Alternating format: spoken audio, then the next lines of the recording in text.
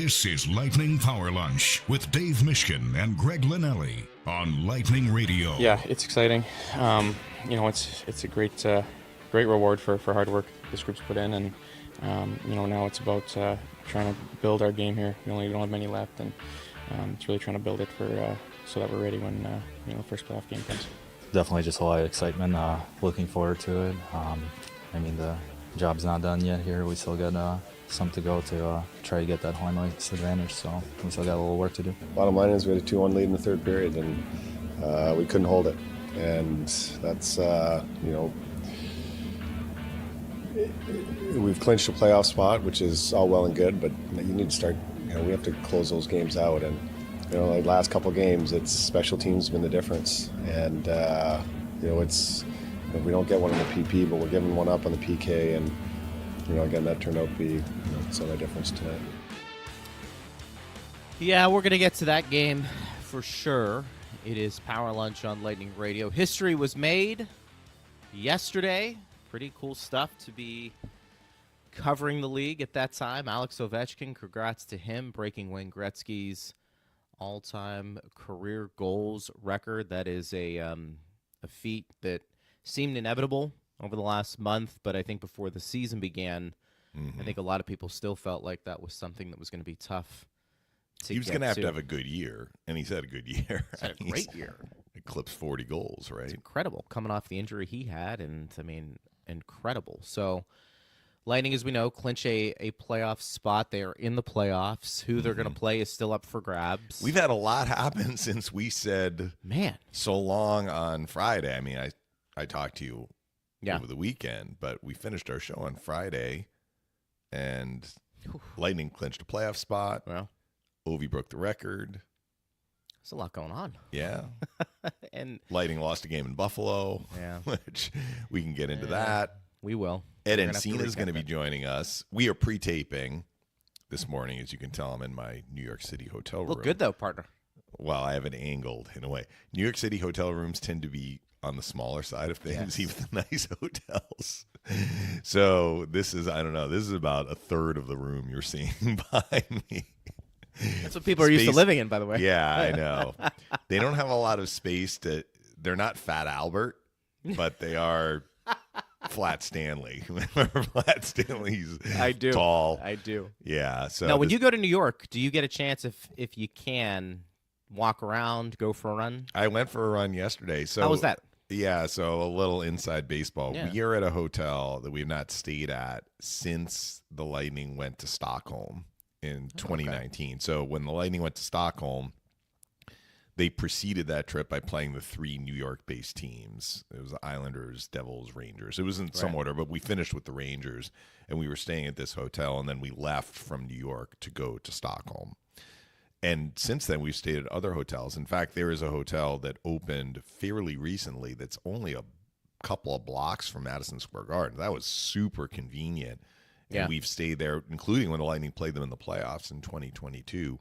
We are not at that hotel. Now, Ryan Bellick sets these. So there is rhyme or reason to why we may be moving around sometimes. Sometimes it's availability. Sometimes it's service. Honestly, I'm not really involved in that. I go where the bus stops and go into the hotel. So this one is a little farther from MSG, but it's still walkable. But because we're more in the middle of Manhattan, I went to the east side. So I ran along the East River. I went down to the Brooklyn Bridge. Ooh. It wasn't that far, but it makes it seem I didn't run across the Brooklyn Bridge, but I snapped a picture and sent it to Paul Kennedy because he loves that, doesn't he? He loves seeing that stuff. Yeah. Well, Today, that's always I don't know though, Greg. It's kind of overcast. It's raining. Yeah. So well, I may take the option today. Anyway, enough about me. Congratulations to Ovi. Congratulations to the Lightning. 8 straight years they made the playoffs. And it's 11 out of 12 with John Cooper as head coach, where Cooper's had a full year. The year that he took over, he had a handful of games. They missed the playoffs. They did not have the sort of game they're going to need to have in the playoffs on Saturday against Buffalo. They didn't. They were flat in the first period, and they had some pretty major defensive mistakes. But the Sabres are actually playing really well right now. Sure. I mean, they're 7-1 in their last 8. They just beat the Bruins. And I say actually because the first half of the year they were not playing well. And in the second half of the year, they didn't get back in the race, but they've been a good home team. When they played the Lightning, they were 12-4 in 2025 since we turned the calendar. 12-4 at home. Now they're 14-4. The game the other night, I mean, it went to a shootout. So, yeah, the Lightning lost it. Once you get to the shootout, as we've talked about, it's a bit of a coin toss. But one reason it got to the shootout was Johansson. Jonas Johansson helped them get even 1 point out of that game. Reimer was very good, too. After the first period, the Lightning did generate a fair number of scoring chances. What was the problem area, though, was what they were giving up.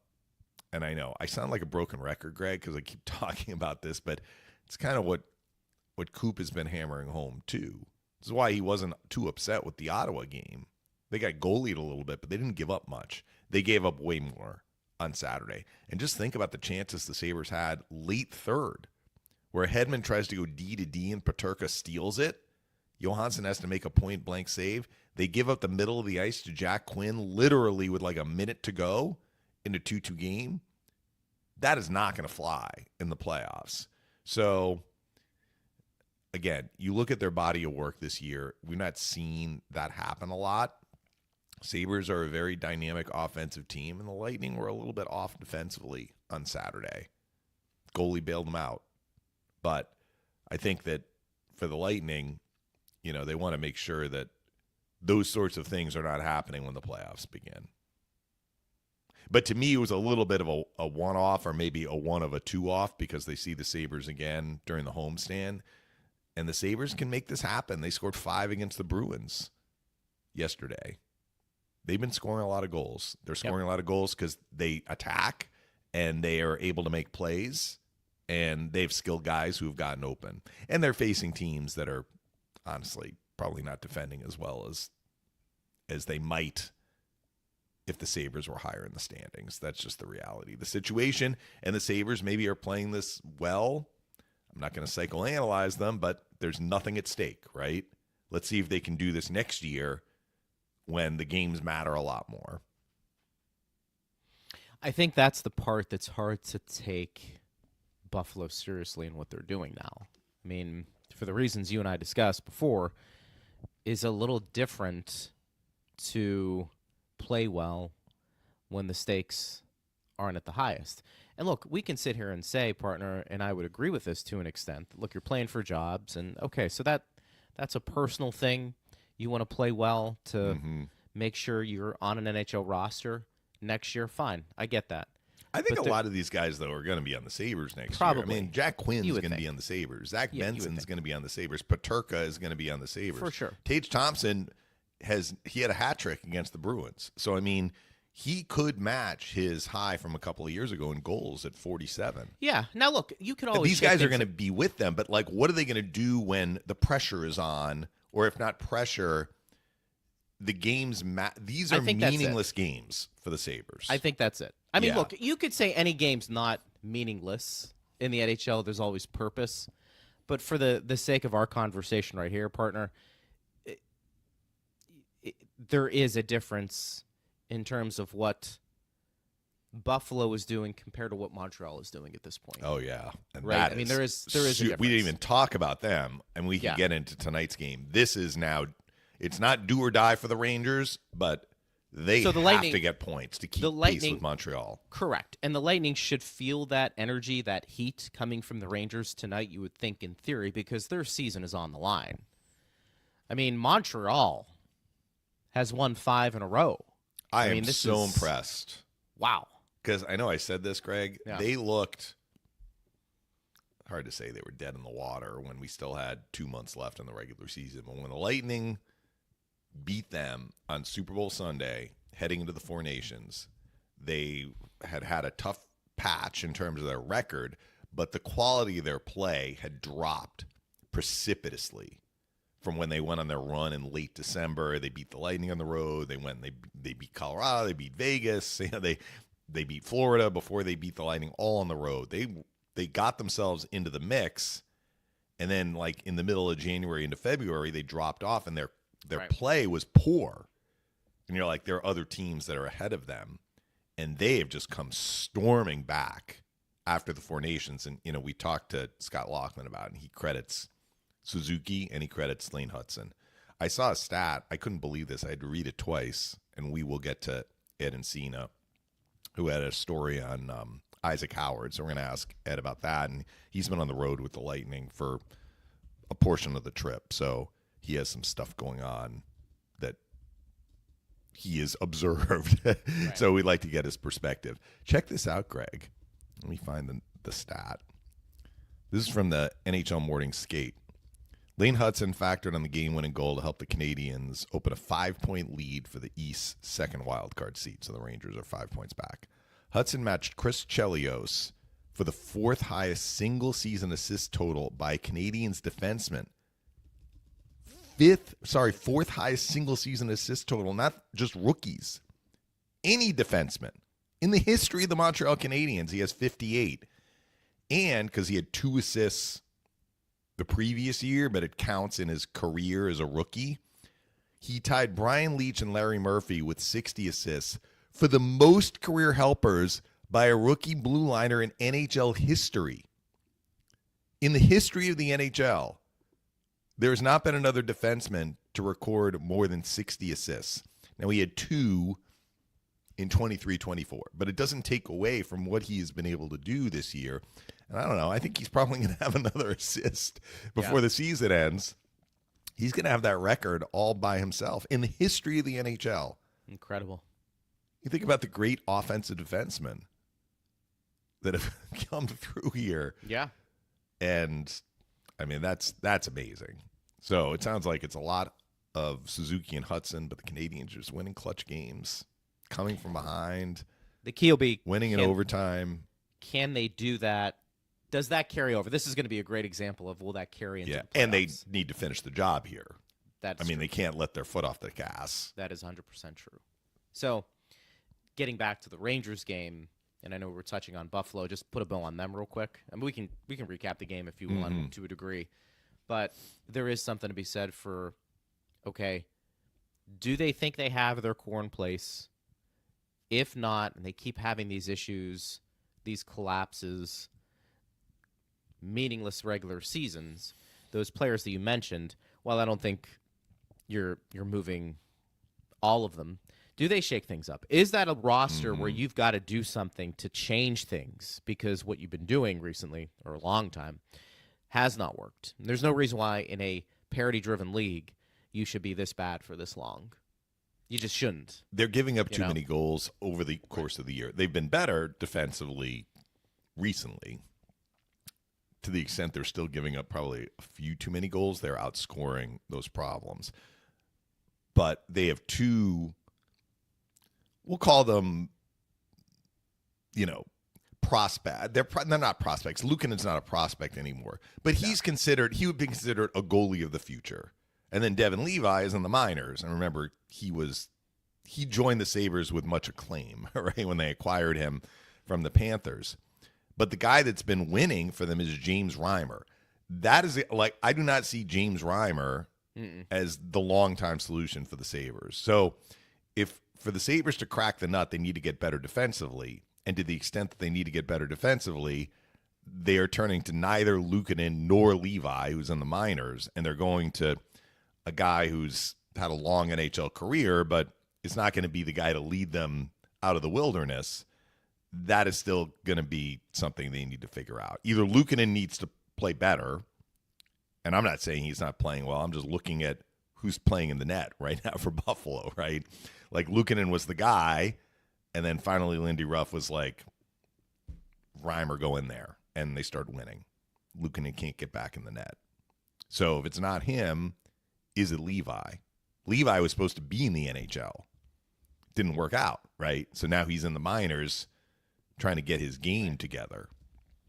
Rochester's having a good year. I mean, so Levi, I presume, is having a good year. They're in the Syracuse division. But the goals against number needs to come down for the Sabres, and some of that has to be tied to the guy between the pipes, and they've not figured out the solution to that yet. It's 100% true. You know. Yeah. And that's a big problem, because I think you're right. They have enough talent. At least they should be a lot better than where they are. And then, do they have the right staff in place to be better? Maybe it's a thing collectively. You've got to be better defensively, and part of that is goaltending. So we'll see if that does play out, partner. But I do think it is kind of gets old every year. And we talked about Buffalo. At the end of the year, they're playing pretty well. What does that mean? Yeah. What does it mean? And speaking of how the Sabres have not been in the playoffs all these years, congratulations to Zemgus Girgensons, who we heard from at the top of the show. He's going to be appearing in the NHL playoffs for the first time in his career. Yeah. Very Which exciting is a big for deal. him. Yeah, very exciting. Which is a big deal. So that part is exciting. And, we'll see how he responds. Ed Encina, I believe, partner, is with us right here, because we have a lot to get to. Ed's hotel room looks even smaller than mine. I'm actually at my brother-in-law's in North Bronx, so if I'm a little, it's their office, so it's not much in the back here. Yeah, real estate is usually hard to come by in the 5 boroughs, but anyway. Ed, we wanted to have you on. I know we tried a few weeks ago, and you're a busy man, so thank you for joining us. We wanted to cover a couple of topics with you, but you have been the one guy to have something written up. I shouldn't say the one guy. I think other people have commented on it, but I know I read the article that you had about the Isaac Howard situation, and maybe you can give us some clarity on, as far as you know, where things stand. Again, the Lightning have not signed him to a contract. If they sign him to a contract, they could send him to Syracuse on basically a tryout agreement. He wouldn't burn a year of that first year's contract, or they could play him one game in the NHL, which would be his preference. So where are things standing right now, to the best of your knowledge? Yeah, I've been fortunate enough to, the past few days, kind of be around a lot of the Lightning brass. I was in Syracuse on earlier this week. What would that be? Wednesday? For Friday, and then went to Buffalo, and those guys were there too. And just kind of talking to them, it's in process, right? I think they're working really hard to get this done. There's a lot of cap factors that go into this. Obviously, the Lightning don't have a huge amount of cap space. I think it's $8,000, not $9,000, something in that effect. And I think there is a kind of I was talking to you about this, Mish, the other day, is, there is kind of a caveat amongst some guys already on the NHL roster that they can't necessarily move. Even guys you would think of, it's just this easy to move a guy down. From my understanding, it's not that easy at this point in the season. But I do think both sides want Isaac Howard to be signed. I don't think Isaac wants to go back to Michigan State. I don't think the Lightning want him to go back to Michigan State. That creates a whole other issue of signability issues over the next year with him that I think they want to avoid. I think at this point it's it's getting the money to work, but it's also I think it's been pretty clear that especially now that you see a lot of these guys who are coming out of college whether it's the Ryan Leonards, guys like that, who are automatically getting put on NHL rosters and playing. I think that's really kind of the thing. And for a lot of, is Isaac Howard, can he add a lot of juice to this roster right away if you threw him in? I think so. I mean, you always want a guy with who can kind of do that and add a little bit of energy, at this time of the year. But also too, we know the Lightning, player development enough to know that, they're not going to put a guy there they don't know is 100% ready to be there. Now, that's not to say he's not. I think there's other issues there at play that, just technically that are holding this back. But I do know that it's an everyday thing that they're working on to try to make this happen. It's not something that, has slowed down by any means. I was talking to a couple guys just in the parking lot in Syracuse outside the arena. They were making calls on it, in the car, so it's something that there's certainly, and we know, the Lightning are an organization that keeps a lot of stuff very close to the vest when it comes to this stuff. And, they're not going to let too much out of the bag in terms of the process of, what it's going to take to make this work until it does work. Right. So that's what I got. Like I said, I know it's something that the fans are super interested in right now. And especially as they see other guys kind of make their debuts and contribute to NHL clubs, I would just tell them, be patient.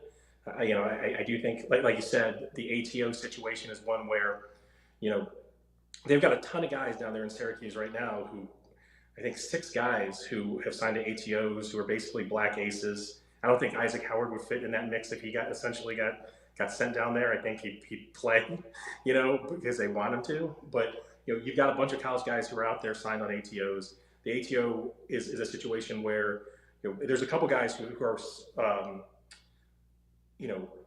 drafted guys who have signed 2-year contracts that start next year, but they're on ATOs this year, so you don't burn a year. And that's really kind of the key caveat here is, are the Lightning willing to let Isaac Howard burn a year of his contract by playing in an NHL game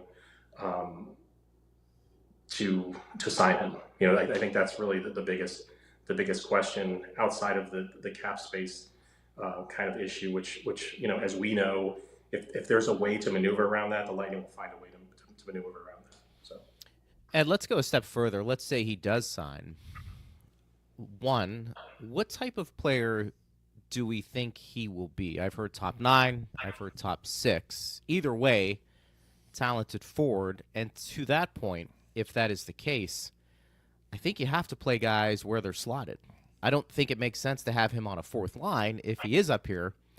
Are the Lightning willing and swallowing not their pride, but understanding that that's probably where he needs to be effective? Is that something, do you think, that would even be in play? Yeah, I think that's a really tough part of the question here is, there's one thing for him to be on the roster and the other thing is where he slots in, right? And Isaac Howard is a skilled player, and whether he would make that kind of an impact immediately, we don't know.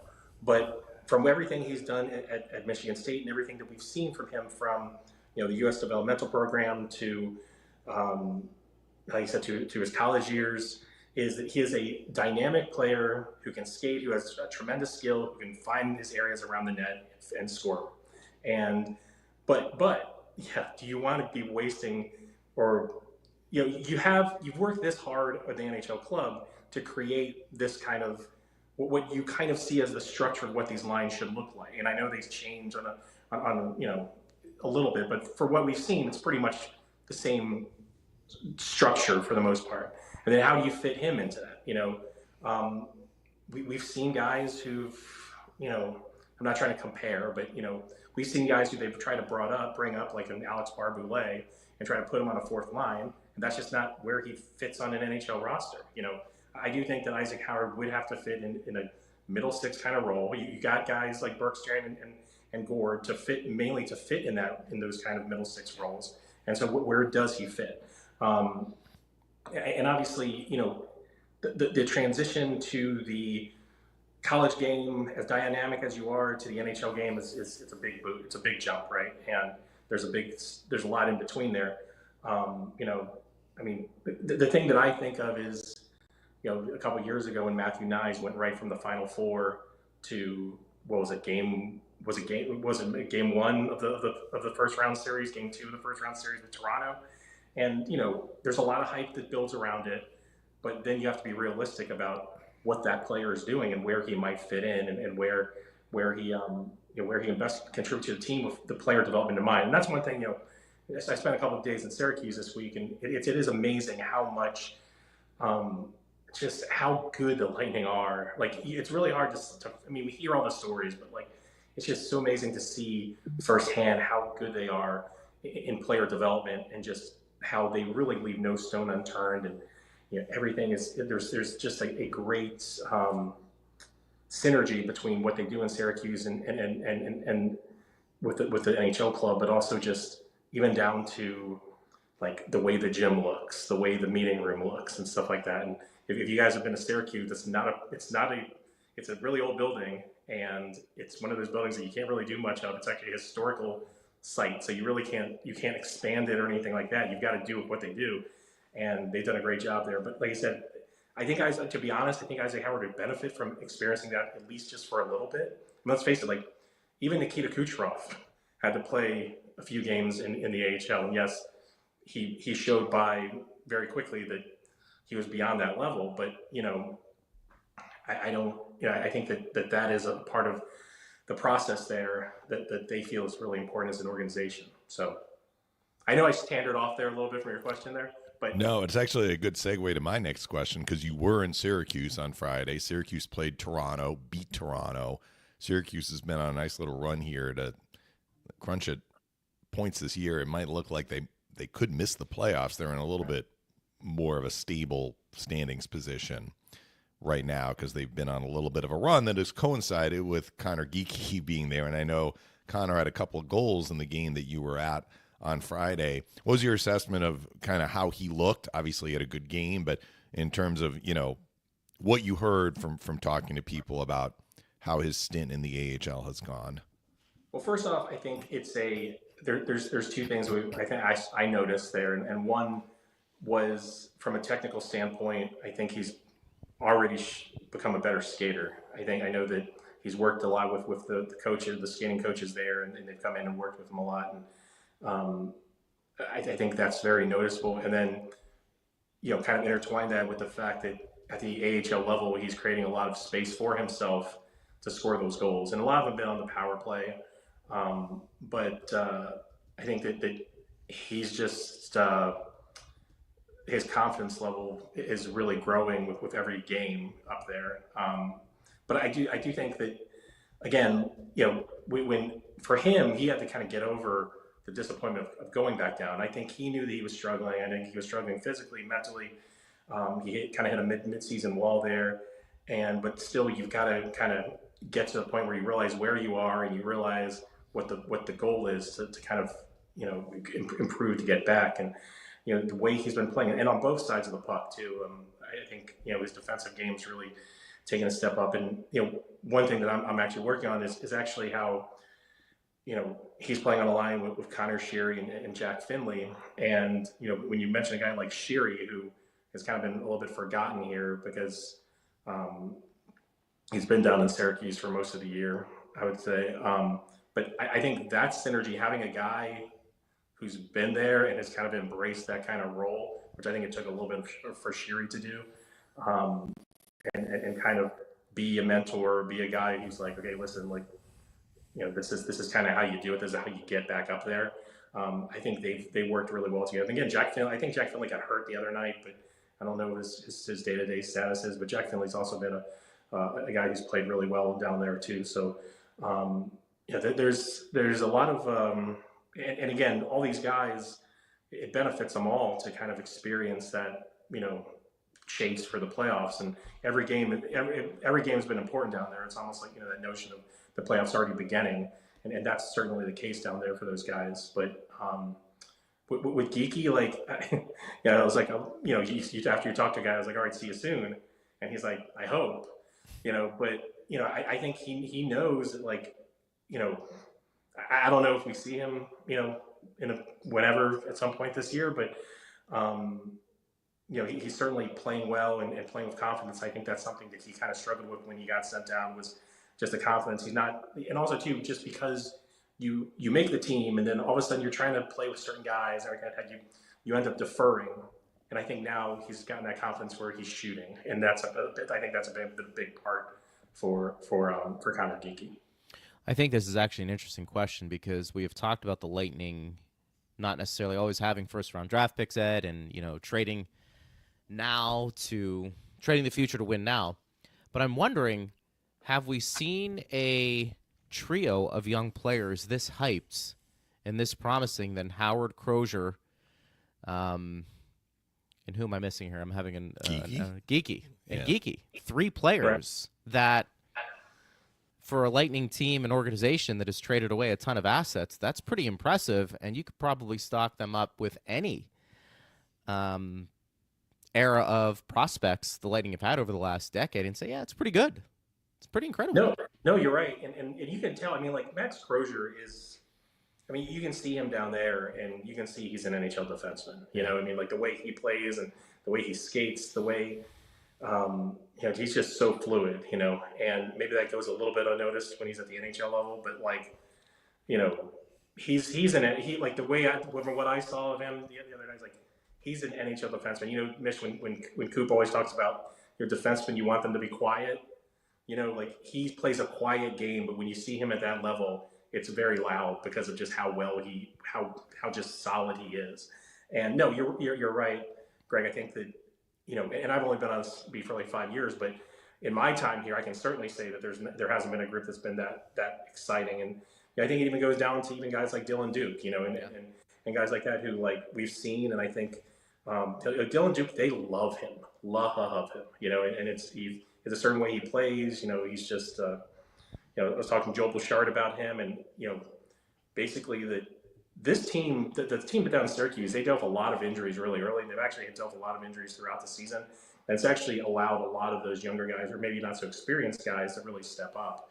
I think Duke's one of those guys, like basically, you know, for the first time, you know, they saw him down there, they're like, yeah, this guy's a dude. So I think, you know, you combine guys like that, you know, even a guy like Finley, I know he's dealt with some injuries, but, you know, and again, knowing that this team hasn't had that many first round picks, we're talking about 2 with Geeky and Howard, but, you know, they've done such a good job at developing these guys. And, you know, when you watch them play, it is pretty, it's pretty exciting to see, you know, what the possibilities of what these guys can do. You know, I mean, for years it was, how do guys get up? You know, because there weren't very many spots on the NHL roster. How do you crack it? You know, and there's been guys over the years that, you know, maybe they've lost who they didn't, you know, have a space for, like, you know, the Verhaeghes and guys like that. But these guys are going to push for spots. You can tell, like, these are guys they're going to push for the NHL roster, and I think that's maybe a little bit of the difference there, is that, you know, the way they play and the way they play, you know, what they call as a bolt, you know, that's what they call it down in the development system, like these guys are bolts, and that they fit the system, that they fit the way the Lightning play. There's a lot of guys down there that I think, you know, fans should be pretty excited about, and definitely more so than, you know, maybe the past few years. Last one for me, Ed. Lightning have 6 games left before the playoffs begin. How important is it to the players, to the coaches, to finish as high as they can, as compared to playing the way they want to play down the stretch? And you figure if they do well in one, they would do well in the other, but there is a difference. Yeah, I think this year is unique because, you know, we've heard in years past that, you know, them talk about how, you know, you just want to get in and it really doesn't matter. But I do think that home ice to them matters this year, especially with the difference between the home and road records. You know, you want to, you know, win the division because you want to guarantee at least those first 2 rounds of home ice advantage, and maybe more, who knows. But so I think, you know, it's always the first step is always making the playoffs, and we always hear them talk about that. Is that's the first goal, and now that they've done that, you know, now having said that, I do think that, you know, Vasi might get some rest days. You know, I talked to Vasi the other day in Buffalo because he had an off day there, and, you know, I think you can expect maybe to see Jonas Johansson, not necessarily not against Toronto or Florida, but, you know, get a start or 2, you know, in the last few games here. So. Yeah, and again, like, Coop's really good, and we've seen a lot more of this in terms of giving guys off days. And, you know, I don't necessarily see too many practice days on the schedule for the rest of the time here, because it's, you know, day game, you know, game off. So I think that's a big thing too, is when you look at the rest of the schedule, and their schedule's a lot more friendlier than, say, the other teams who are doing back-to-backs. They don't have any more back-to-backs, but I do think that, you know, he might pick some times to give certain guys rest depending on what they need. We know guys are banged up right now. You know, I mean, there's no doubt that that's the case with some guys. So, but you know, I do think for more than anything, it's the way the way they're playing. And for the most part this year, I think that especially in the second half they've played well, especially defensively. But on a day-to-day basis, you see the Buffalo game where kind of the little things went wrong in terms of you below a third period lead, which is something they haven't really done very much of this year. You really have to lean on your goaltender to really bail you out throughout the game, and you have a really slow start. Those are the kind of things that they battled, off and on all year. In terms of those kind of things. So I think cleaning those things up on a more consistent basis, and like they don't have to be that 11-1-1 team that we saw through February, but I think that they feeling good about their game going in is super important. But and also keeping an eye on the standings, and it would be nice to get that home ice advantage for a few rounds. Last question, Ed. Do you get the sense 11-7, 12-6? There's one they like a little bit more. I know it's good to have both those options, and maybe some of that depends on if Howard does come up. What do you do at the forward position if you feel like you need to spread some things out? But they definitely have a lot of depth, and that's nice to see. Yeah, for sure. I mean, they've gone on 11-7 a lot, and you kind of wonder when they won't go 11-7 these days, But that's a good question. I mean, I think they like it, I mean, obviously, we've seen games when they've gone 11-7 and they really had to battle because some guy gets nicked up or something like that, and you're down to 10 forwards for a good stretch of time. You can't really predict that, but I do think they like the depth that it creates in the blue line, and also kind of having your best players on the ice for longer time in terms of the forward and stuff like that. But how long you can do that? That's kind of the big question, right? I mean, like, how long do you want Nikita Kucherov shifting, double shifting, every night or something like that? But I do think that they do it, and a lot of times it works. So I wouldn't be surprised to see a lot of that. Well, Ed, as always, we appreciate the updates on Isaac Howard, your trip to Syracuse, the Lightning, so much more, and we'll talk to you for sure once the playoffs get underway. It should be a lot of fun. Thanks, guys. Thanks for having me, as always. Appreciate Thanks, it. Ed. You got it. Ed Encina, Tampa Bay Times, does great work there. Enjoy New York. He got the scoop on Howard. Scoop! He was able to. I saw him talking with Julian in the Buffalo press box during the intermission, and that might have been unrelated to Isaac Howard. But so if I can, let me give you the crib notes on kind of what I understand from what he said. So the Lightning do not have enough cap room right now just to add Isaac Howard. Now it sounds like they need to. They're about 1/10 of where they need to be. If he signs basically just an entry level deal, right, they need actually 100 times, right? Because I thought it was $8,000 in cap space. They need about $800,000 in cap space, but they don't need to free up in real dollars, basically, a little under $800,000 in cap space, because we're talking about prorated. So as we get closer to the end of the season, they don't need as much, right? Because you're only paying the player for a week. Sure. Half a week, couple of days. I can't process that well enough. I mean, they have the calculation down to the penny, probably. So it sounds like we need to let a little bit more time expire to get closer to the end of the regular season before they can make the money work. And then people might say, well, why not just send like Cam Atkinson down, which they did when Halverson was called up.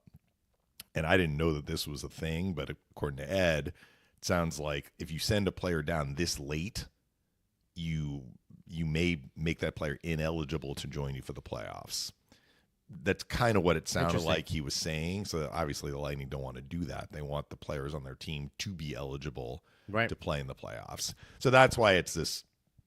It sounds like, I don't know this. I'm just interpreting what he was saying. It sounds like it's a little bit of a tightrope walk, but they're working on it. And maybe the working on it part is just being in communication, saying we expect that we're going to have this much space by next Wednesday or something. Be like ready that. to go. Be ready. Yeah, it may be one of those deals. And then, of course, once the playoffs But the good news, if you're a Lightning fan, the good news that you heard was from Ed sounds like the Lightning would like to sign him and Howard would like to sign. There's so a where there's difference. a will, there's a Yeah. way, hopefully. Yeah, and I think that's the biggest part, signing, and then from there have the flexibility to bring him up. Because once the playoffs start, you don't have to worry about a salary cap. Correct? That kind of goes away. Right. So Yeah, but I mean, here's the thing. So could he burn the year by playing in the playoffs only, like Cale Makar did, like Chris Kreider did? They came straight from college. Now, Makar was in the Frozen Four. Kreider was in the Frozen Four. So when the season ended, the playoffs had basically started. And maybe you can burn a year by playing in a playoff game. But I think the Lightning would be far more hesitant to throw him in a playoff game where he hasn't had one game with the team as opposed to getting him into a regular season game. That's my guess. you If you put him in a regular season game and it's a little wobbly and maybe the team, like if you drop a regular season game, it is way less, now that you've clinched a playoff spot, obviously, it is way less significant than upsetting the apple cart in a playoff game, in a playoff series. That's obvious, right? So I think it would be the Lightning's preference. Maybe they put him in a regular season game and they're like, boy, we feel confident putting him in a playoff game, but I think they'd like to see how it goes in the regular season. I don't know the background of the Kreider situation, why the Rangers decided to put this guy in. I mean, he had a good college career. Makar is a little different. Makar was considered one of the best players in college hockey when he finished. The other thing, too, is Kreider is a bigger player. And Yeah, you wonder if that you're right. translates a little bit better to, we And can Ed throw was him in talking there. about Nyes, who's bigger too. I think Nyes joined them in the regular season. Yeah. He didn't just come right into the playoffs, if I'm remembering right. Maybe I I'm think if not. you I make can that- actually look that up and see if he was. I was going to say, I think if you make that decision to get him up here and play in a few regular season games, I think you have it committed somewhat mentally that he's going to be part of your playoff roster and that he's going to get into a game or two. Nyes got into 3 regular season games. And then he was a And regular then in the playoffs. I think one was against the Lightning, and Yeah. then the teams met in the playoffs, 2023. How do you do in that first round? Well, Can't so remember. here's the thing. The Leafs beat the Lightning in 6 that year, and then they lost to the Panthers in 5. So they played 11 playoff games, but Nyes only played 7.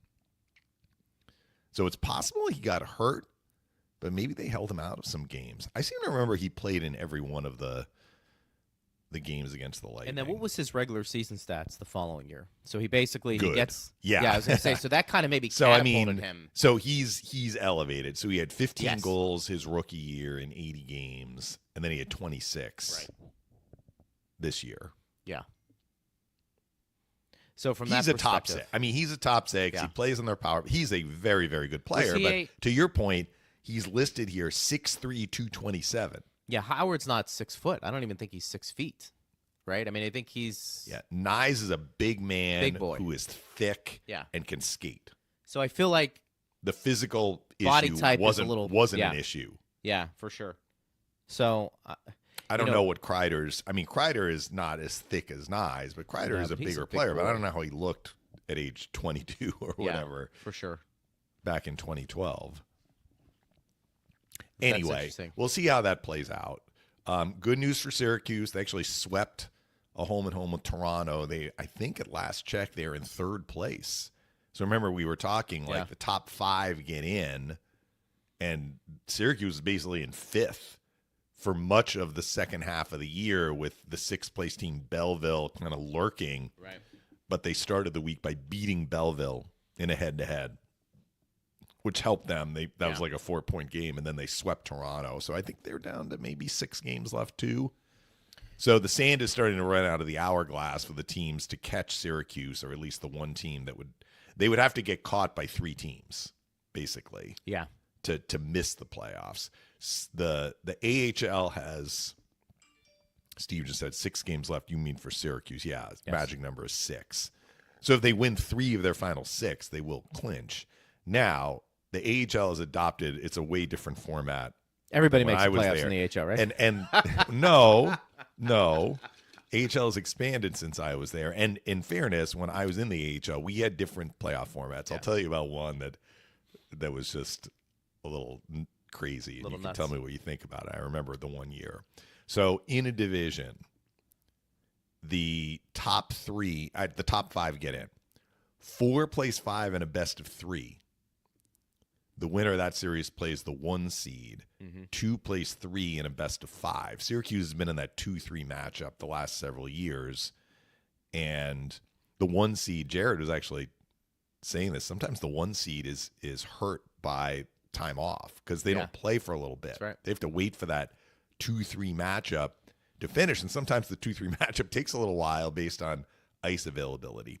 So, look, Syracuse is not going to finish first, but I think there is an advantage to avoiding the 2-3, right? And trying to finish third, because then you'd play the second place team in a best of 5. Anyway, there was one year in my time in Hershey that the first round was best of 5. And this particular year, Hershey was playing the arch rival Philadelphia, which doesn't have an AHL team anymore. Now they're in Lehigh Valley. But at the time, the Flyers affiliate was right in Philadelphia, and we were bitter rivals. So the year that they met in the first round, it was a best of 5, and Hershey had the higher seed. So you could actually choose. I don't know why we chose this. We chose to have the middle 3 games at home. So we played game 1 on the road, and if it went to a 5th game, we played game 5 on the road. And I remember talking to the GM at the time, I'm like, why are we picking this? I forget what the other option was, whether it was more the traditional like 2-2-1. And his logic was, well, if we win game 1 on the road, we have a huge advantage. So Hershey ended up winning game 1 on the road, came home and won game 2. So 2-0, games 3 and 4 at home. Philadelphia won games 3 and 4 in Hershey. We had to go back to Philadelphia for game 5, and Hershey won game 5. So it just made no sense. The road team won every game but one. But would you pick, if you had home ice, would you pick in a best of 5, 2, 3, and 4 at home? I mean, look, if you can win game 1, then you just need to win 2 of the next 3, and you get them all at home. But that is a very weird. I think it was to help alleviate travel, but Hershey to Philly was nothing. Like it was, Yeah, that's not a big deal. an hour and a half. So it wasn't a bad trip. Anyway, they don't have that unless the schedule demands that they really mix things up. What we've seen from Syracuse though is, I remember this in past years, like because they go 2-2-1. They do. So they'll play the first 2 in one location on the weekend, and then they have to wait the whole next week. They play games 3 and 4 a week later, and if it goes to a 5th game, it's another week. I remember there was one year that Syracuse lost in 5. They won the first 2 at home, and then they had to wait a whole week. Yeah. And then they lost the next 2 on the road, and then they had to wait another week. That doesn't make sense. And they lost the 5th game at home. Yeah. I mean, they're that just spreading it life? out because the Yeah. other series, they have a little bit of a delay with the other series, right? Because the 1 seed has to wait for a 2 out of 3 series to Right. finish. So maybe that's part of it, but that's extremely difficult on a team, both teams, to Find that wait that rhythm. long. Yeah. I think one thing for sure, though, it's going to be exciting if you're a Lightning fan to watch both organizations compete in the postseason. Mm-hmm. Once it's official for Syracuse, because you've got some talented players down there who you can keep an eye on. If you have a veteran team down in the minor leagues and they're making a deep run, I mean, you don't really get attached to it. Yeah. And I know the AHL tries to minimize as many veterans as they can. I think it's like Yeah, 5. there is a limit to like how many 5, you can maybe. have in the lineup. Yeah. But if you got legit prospects, it's fun. Yeah. And I think the Lightning are going to be in a good spot. Jay says, hope we get an Isaac Howard update this week. Would be nice to actually know what is going on instead of being mostly left in the dark. Asked and answered, Jay. There we go. I didn't even Boom. know. Look, I mean, I guess we're in simpatico with Jay. Well, look, we're still in the dark a little bit. Yeah. I mean, it's not like the people that Ed talked to were like, let me tell you exactly how this conversation went. So you have to read between the lines. Right. But I think if you heard the interview with Ed, you should come out of that interview feeling positive, Yeah. more optimistic than what it could be, which is the two sides can't reach an agreement or Howard is weighing his options. I mean, it sounds like he's ready. He wants to join the Lightning. He wants to turn pro, and he wants to turn pro with the Lightning. Maybe we run it in our broadcast part of the interview tonight on the pregame show.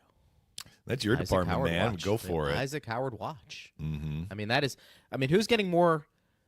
Who would you say is getting more love throughout this whole year? I think Howard now, but Crozier early on, wasn't it? I mean, it was like Crozier update. Where is he? You know. Well, he's going to have to jump up a couple of spots. Yeah. To get in the playoffs, which I'm just say get in the playoffs. And at this point, I mean, unless the Lightning have injuries, I don't think we're going to see Crozier and these other Syracuse guys until Syracuse's run is done. Correct. Assuming they can get these 6 points that Steve told us about. That is get correct. In the playoffs. I think that is correct. But I tell you what, it's setting up nicely for next year. Mm-hmm. Those could be 2 guys, and if Geeky, I mean, you may have 3 guys in your lineup that's like, wow, that's pretty impressive. But that is for next year. We are trying to get through this year, and the Lightning have a big one against the Rangers. Let's dive into this game. Or is there anything else you want to touch on that we haven't on the Buffalo game that you thought we got was an worth email. Bringing? This is a long one. Steve just sent it, so let's wait on this until tomorrow. It's about the Vezina Trophy. The Vezina Trophy. Hold on, Glenn. We will. Glenn, I love the participation. Get your question in tomorrow. So I maintain that this Ranger season has been hard to understand. But it's not like they played subpar hockey the whole year. They wouldn't be in the race if that were the case. So I've said this about a couple of the Lightning's opponents, kind of like this is it. And when they saw Utah at home, I said, this is it. And Utah laid an egg. And when they played the Islanders, I said in the 2 games, this is it. And the Islanders lost both. They played a lot better in the first game than they did in the second game on Long Island. And so, look, the Lightning have done actually pretty well recently. They didn't play well at Utah when Utah was really desperate for points. But, I mean, the Rangers are 5 points back, and they are running out of time to – I'm actually going to check the up-to-date standings. So hang on, folks, so I can give you the exact numbers. So Montreal has played 1 extra game. The Rangers are 6 points back. 79 5 points back. That was what the Morning Skate report said. Morning Skate said 5 points up. Well, that's because the Rangers would win the tiebreak. So maybe that's why they framed it that way. So the Rangers need to make up 6 points in 6 games, as do the Red Wings. So the Red Wings are now in 10th, basically. That is very difficult. 2 of the Rangers games we know are against the Lightning. Now, they do hold that they're going to win the tiebreaker if they end up tied with Montreal. So that's the one very, very small silver lining for them. And they just don't have a lot of games left. I'm actually opening. I found that chart of the remaining games. So the Rangers have home Lightning, a back-to-back then in their next 2, home Flyers at Islanders, at Carolina, at Panthers, home Lightning. They're facing some high-quality teams. I mean, 4 of their final 6 are against teams that are going to be in the playoffs. At Islanders is a huge rivalry game, and the Islanders are not exactly eliminated either. That is not an easy home stretch schedule. Right. Canadians, if you're wondering, who have 1 fewer game, home Detroit, then back-to-back at Ottawa, at Toronto, home Chicago, home Carolina. So Chicago is the one team they're seeing that is out of it. They've got 3 playoff-bound teams, and then Detroit, which is kind of looking to catch them. So I wouldn't say that's an easy schedule, but Canadians are really taking care of business. And again, does that carry into the playoffs for them? Right. And presumably they would see Washington. You know, the other part of this whole race, I mean, it's a race, except that most of these teams have clinched. So maybe it's not a race, but it's jockeying for position. The Panthers are really struggling. They lost every game on their road trip. They got 1 point out of 4 games, and Ottawa's only 2 points back. Ottawa could move into the top 3. And Ottawa's not that far back from the Lightning. Now, the Lightning are in a better position than Florida. They have a game in hand on Ottawa, 4 points up. And as it stands right now, it would look like the Lightning would win the tiebreaker. They basically need one regulation win, or the Senators not getting a regulation win. The Lightning would win the first tiebreaker. Right. But look, I mean, Ottawa's on a roll. They've given up 1 goal in 3 games, Greg. Both goalies have played for Ottawa. Yeah. Very impressive. So we've been under the assumption that it's going to be Lightning, Maple Leafs, and Panthers in some order in the top 3. And Ottawa's like, hold on, Kowalski. We've entered the conversation. I love it. Yeah. Well, the thing about it is, we've talked about this with the Rangers and the roster they had coming into the season and the expectations. I think this is Huge disappointment. rock bottom. I mean, these are the kind of seasons, if you don't make the playoffs and have a magical run, where there's significant changes that are made. Mm-hmm. And, what are those changes? That remains to be seen. It could start with the GM. It could trickle all the way down to coaching. It could go into high-end skilled players that, if it hasn't been working at this point, then maybe there's something that needs to be done. Plus, you factor in New York, in that market and some of the pressure that comes with it, although I think that's a little overrated to a degree. It's hard to argue that it's the mix, though, because, I mean, this has been with much of the same group. This organization has done quite well. Sure. Kreider has had an off year. I mean, I like Chris Kreider a lot. He's not had a good offensive year, and he's been I feel like. He's been the target of some criticism. Yeah. Zibanejad, statistically, all right, let me look up their actual numbers here. So Kreider's had a weird year. He scored 20 goals, but he only has 5 assists in 62 games. For a top 6 who's really good on the power play, they probably need more from him. Zibanejad has 51 points, so he's had a better year, but he's minus 21. That is by far the worst on the team. I mean, there's only one other guy who's even double-digit minus, and that's Lafreniere. Everybody else is either a single-digit minus or a plus. So for Zibanejad to be minus 21, that really sticks out like a sore thumb. So look, yeah, they are 2 of their top forwards, and one is having a fairly good goal-scoring year, but not doing much else. And the other guy, who is a key part of their team, has been, really poor in terms of being on the ice when goals have been scored for the other team. That might be part of the explanation. Could be. Be interesting to see what the crowd's like tonight, too. They'll be excited. I mean, they have a good crowd. Now, if the team doesn't play well, right, that'll be a different matter. If the Rangers are eliminated by the time the Lightning come back here for Game 82, which will be, as I just gave you their schedule, they'll be on the road.